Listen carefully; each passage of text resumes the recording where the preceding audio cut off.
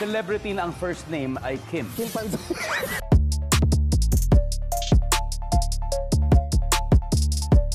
Bakit nga ba wala si Karil sa guesting ng It's Showtime sa Family Feud?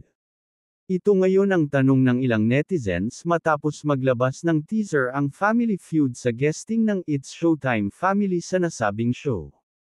Sa nasabing teaser kasi ay hinati sa dalawang grupo ang mga host ng It's Showtime. Ang isa ay pinangunahan ni Vice at kanyang mga members ay sina Amy, Jong, and Jugs.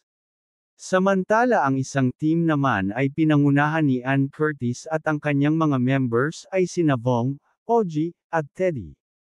Ang naturang episode ay mapapanood sa darating na April 8. Base sa teaser ay mukhang masaya ang mga It's Showtime host sa kanilang bardagulan at kapansin-pansin rin na mukhang masaya rin si Ding Dong.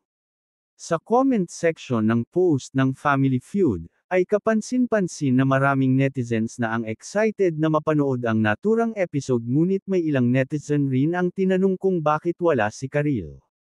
Matatandaang nang bumisita ang Dongyan sa It's Showtime para i-promote ang pelikula nilang Rewind, ay absent din si Karil dahil daw sa health issues.